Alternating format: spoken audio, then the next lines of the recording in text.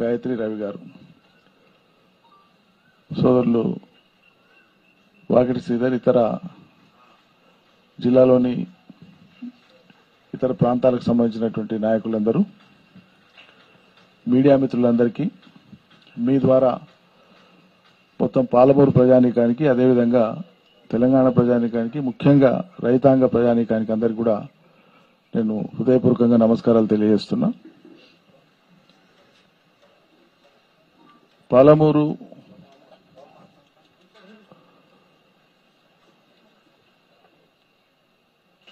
గడిచిన కాలంలో 5-5.5 దశాబ్దాల కాలం తెలంగాణ సిద్ధించే కంటే ముందు పడినటువంటి బాధలు అందరికీ తెలిసినవే. మళ్ళీ చరివిత చరణం చేయడం సమయం వృధా.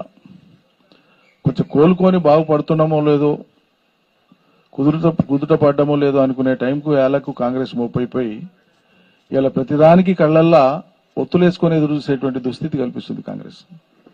ఆశ పెట్టి ఆశల్ని వమ్ము చేస్తుంది, నెరవేర్చదు. కరువును జయించడం కోసం కరువులో మాత్రమే పనికిర వచ్చేటువంటి విధంగా సుభిక్షం చేసుకునే విధంగా కాళేశ్వరాన్ని ఏమో పక్కకు పెట్టేసినారు. కన్నేపల్లి పంపులు స్టార్ట్ చేయకుండా అవకాశం ఉండి కూడా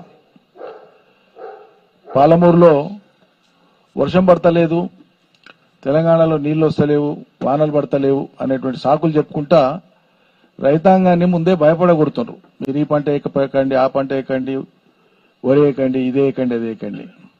నిజమే, వానలు తక్కువ మాట నిజమే. శాస్త్రవేత్తలు చెప్తున్న ప్రకారంగా ఎల్నినో ప్రభావం ఉంటదనేటువంటి మాట కూడా వాస్తవమే, మేము కాదంటలేం. మాకు కూడా శాస్త్ర పరిజ్ఞానం మీద అవగాహన ఉంది. కానీ మీరు భయపెట్టేటువంటి తీరు బొత్తిగా అవగాహన లేనటువంటి మీ అవగాహన రాహిత్యానికి నిదర్శనంగా కనిపిస్తుంది. వెనకటికి మీలో ఎంతమంది అప్పుడు పుట్టినో లేదో నాకు తెలియదు, కానీ స్కైలాబ్ అనేటువంటి ఒకటి పడుతుంది, ఆకాశంలోకి వెళ్ళి ఒక శకటం పడిపోతుంది భూమి మీదకి. అది పడితేనంటే మొత్తం నాశనం అయిపోతుంది, ఎవరు మందే బతకరు, జీవాలు బతకవు అని చెప్పి ఇక దాని మీద రోజు వరుస పెట్టి పత్రికలలో, అప్పుడు టీవీలు ఇంతగానం లేవు, పత్రికలలో ఒకటే వార్తలు ఒకటే చర్చ వస్తే పాపం చాలా మంది భయపడి ఇంకా జీవితం రేపో మాపో అయిపోతుందని గెంటిల్ మింగిలోళ్ళు ఉన్నారు, కమ్మల్ మింగిలోళ్ళు ఉన్నారు, బంగారం మింగినోళ్ళు ఉన్నారు. గొర్రెలను అశాంతం లోపల కట్టేసి ఇక తెల్లారంగా పడుతుంది అంటే ఊపిరాడక గొర్రెలు చచ్చిపోయినాయి. భయానకమైనటువంటి స్థితి కల్పించిన ఇలా అవగాహన లేని కొంతమంది మూర్ఖపు మాటల వల్ల. కానీ అది తీర పడిపోయి చిన్న శకటం యాండో పోయి సముద్రంలో యాండో పడ్డది, ఎవరికేం హాని కలగలే. ఇవాళ కూడా ఇలా కాంగ్రెస్ వాళ్ళు ఉత్తరాన కాళేశ్వరం స్టార్ట్ చేసి నీళ్లు ఇవ్వవలసి వస్తుంది అనేటువంటి కారణంగా ఇవ్వకూడదు అనేటువంటి దుర్బుద్ధి ఉంది. కాబట్టి వాళ్లకు కాళేశ్వరం నీళ్లు ఇస్తే కేసీఆర్ కు పేరు వస్తుంది, అది తెలంగాణ ప్రభుత్వం యొక్క, గత ప్రభుత్వం యొక్క ఘనతగా ప్రజలకు ఇంకా ముద్రపడిపోతుంది. ఆల్రెడీ ఇచ్చిన నీళ్లు 3 ఏళ్లు పంటలు వండినాయి కాళేశ్వరం కింద, వీళ్ళు కొత్తగా ఇచ్చేది ఏం లేదు. కానీ అలా దాన్ని బంద్ పెట్టి అపఖ్యాతి పాలు చేసేటువంటి ప్రయత్నం చేస్తున్నారు. కాబట్టి మా చేతిలో ఏముంది, నీళ్ళే లేవు అని చెప్పేటువంటి ఒక భ్రమ కల్పించడానికి ప్రజలకు విశ్వ ప్రయత్నం చేస్తుంది రేవంత్ రెడ్డి సర్కార్.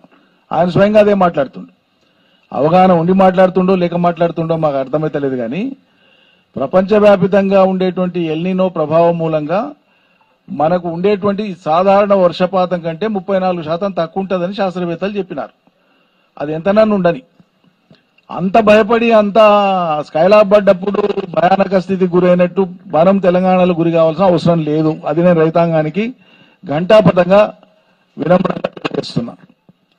ఎందుకంటే తెలంగాణకు ఉండేటువంటి ఒక ప్రత్యేకత ఏంటంటే, ఇది అర్థం చేసుకోవాలి రైతాంగం, చాలా మందికి తెలుసు, మళ్ళోసారి అవగాహన కోసం నేను చెప్తున్నా. తెలంగాణలో వర్షపు చుక్క పడకపోయినా, 1 ఏడు 2 ఏళ్లు 3 ఏళ్లు 4 ఏళ్లు పడకపోయినా, ప్రకృతి పరంగా మనకు ఉన్నటువంటి సౌకర్యం ఏంటంటే,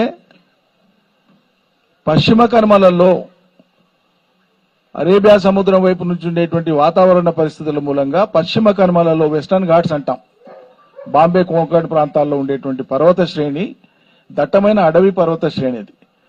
కాబట్టి అక్కడ ఖచ్చితంగా వర్షం పడుతుంది, పడదు అనే ప్రశ్నే లేదు. 100 ఏళ్ల రికార్డు తీసినా దేశమంతా కరువు వచ్చిన పరిస్థితులలో కూడా పశ్చిమ కనుమలలో వర్షం పడుతుంది. ఆ పడేటువంటి వర్షము ఆ మొత్తం నిటారుగా ఆ నిడివి మొత్తం కొంత తుంగభద్రకు, కొంత భీమాకు, కొంత కృష్ణకు వస్తుంది. కృష్ణకు భీమకు ఒకవేళ తక్కువ వచ్చినా కూడా తుంగభద్రకు గ్యారంటీగా 400 టీఎంసీల కనీస వర్షపాతం, 400 టీఎంసీల సామర్థ్యం కలిగినటువంటి ప్రమాణంలో నీళ్లు వచ్చి శ్రీశైలంలో కలుస్తాయి. అంటే జూరాల ప్రాజెక్టుకు సంబంధం లేకుండానే విడిగా తుంగభద్ర మోసుకొచ్చేటువంటి నీళ్లే శ్రీశైలంలోకి 400 టీఎంసీలు గ్యారంటీగా వస్తాయి. దీంట్లో అనుమానం లేదు. అంటే శ్రీశైలం నిండంగా కింద నాగార్జున సాగర్ కూడా పెద్ద సగం నిండుతుంది తుంగభద్ర నుంచి వచ్చేటువంటి నీళ్లతోనే. మళ్ళా కిందికి కర్నూలు జిల్లాలో వచ్చేటువంటి వరద కానీ, పాలమూరు కింది భాగంలో వచ్చేటువంటి వరద కానీ, నల్గొండలో వచ్చేటువంటి వరద కానీ, ఖమ్మం నుంచి వచ్చేటువంటి కిన్నరసాని కానీ, ఇటువంటివన్నీ ఇంకా ఆకేరు, మున్నేరు లాంటివి కానీ ఇవన్నీ కూడా కలుపుకుంటే నీళ్ళకి ఇబ్బంది ఉండదు. కానీ అలా వీళ్ళు ఏం చేస్తున్నారు? వాన పడతలేదు, ఎల్లినో ప్రభావం ఉంది, రైతులు వదిలేయకండి, కాలువలలో నీళ్లు వదలడానికి వీలు కాదు, ఆరుతడి పంటలేసుకోండి, మంచినీళ్ళకే ఇబ్బంది అన్నట్లు భ్రమ కల్పిస్తున్నారు.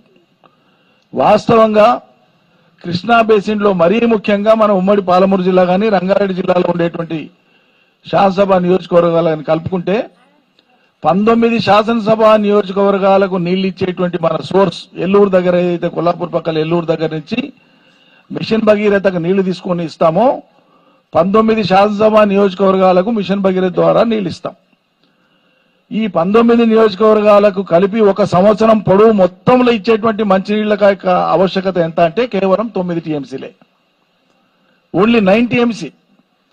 అంటే శ్రీశైలంలో ఈ రోజు ఉన్నటువంటి నీళ్లు కూడా నేను నిన్న ఈ రోజు మిషన్ భగీరథ ఇంజనీర్లతో మాట్లాడినా, సాగునీటి ఇంజనీర్లతో మాట్లాడినా, ఇరిగేషన్ అండ్ మిషన్ భగీరథ ఇద్దరు ఇంజనీర్లతో మాట్లాడినా, అన్ని స్థాయిల ఇంజనీర్లతో మాట్లాడినా, ఏఈ డిప్టీల నుంచి మొదలు పెడితే ఈఎన్సీల వరకు మాట్లాడినా సమాచారం తీసుకోవడం కోసం. మిషన్ భగీరథకు ఈ సంవత్సరం ఒక్క వాన చుక్క పడకపోయినా మన రిజర్వాయర్లలో ఉండేటువంటి నీళ్లతో, ప్రత్యేకంగా శ్రీశైలంలో ఉండేటువంటి అడుగంటిన నీళ్లైనా సరే వచ్చే సంవత్సరం